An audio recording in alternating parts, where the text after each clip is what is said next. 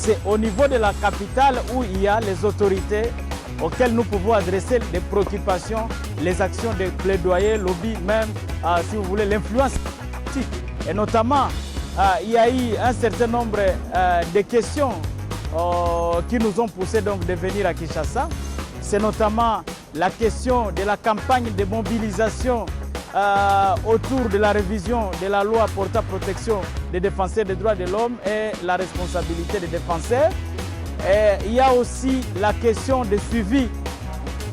judiciaire par rapport à des cas de défenseurs environnementaux et défenseurs des droits fonciers qui ont saisi la haute cour militaire a pris à partie contre certains juges qui ont pris des décisions mal orientées. Mais également, il y a eu des réunions avec les acteurs de la société civile sur les questions de l'avenir climatique, la sauvegarde sociale et la question de la transition énergétique.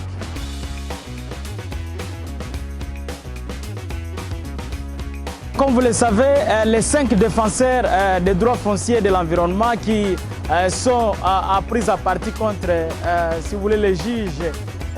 du tribunal militaire du Nord Kivu. Il y a le dossier est devant la haute cour militaire ici à Kinshasa et nous sommes partis là pour faire le suivi,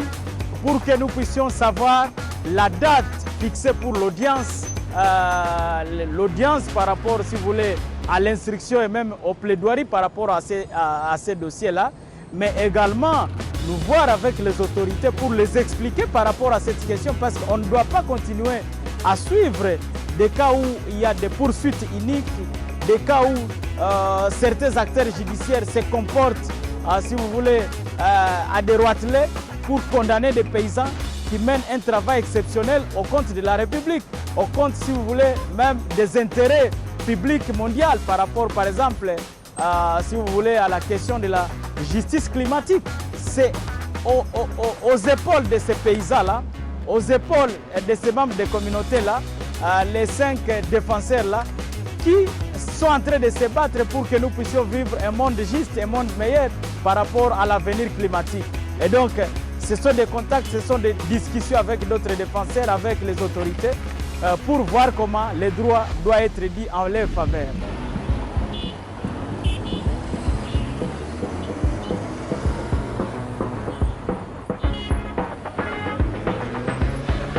Nous appelons à une solidarité non seulement au niveau national, mais aussi au niveau local comme au niveau international. Nous devons être solidaires parce que la question de l'avenir climatique, la question d'une transition énergétique juste, étant donné que la RDC est à la fois considérée comme pays solution pour les questions de justice climatique, mais également, comme vous le savez, la RDC aussi,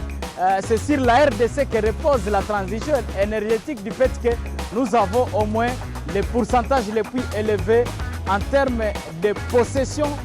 de minerais critiques. Et l'appel, c'est de savoir quel type de transition voulons-nous, quel type de discours voulons-nous développer,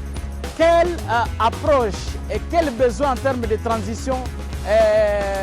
nous voulons-nous donner, parce qu'il ne faut pas que la transition énergétique soit comme ça a été le cas à l'époque, si vous voulez, du roi Léopold II, qui a coupé les mains, qui a coupé les bras, qui a coupé les mains des Congolais pour donner avantage à toutes les multinationales qui avaient besoin de pneus. Et aujourd'hui, il ne faut pas que toutes les multinationales qui ont besoin, si vous voulez, des minerais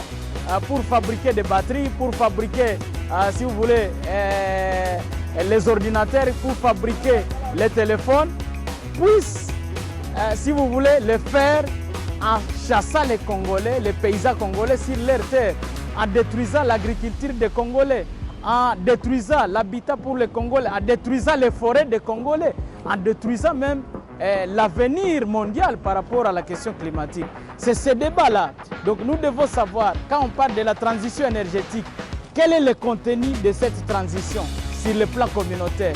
Est-ce qu'il faut sacrifier, par exemple, les communautés de Rutshuru, de Massissi, les communautés, si vous voulez, de l'Équateur, les communautés de Kolwezi, du fait que nous devons approvisionner des minéraux sur le plan mondial. C'est ce débat-là qu'il faut aborder. Par rapport à la loi, nous sollicitons la solidarité mondiale pour la révision de la loi. La loi doit être revue parce que sans une loi qui garantit une liberté pour les défenseurs de l'environnement, pour les défenseurs des droits fonciers, pour les défenseurs des droits de l'homme en général, nous ne serons pas à mesure de donner un apport pour la justice climatique. Merci beaucoup.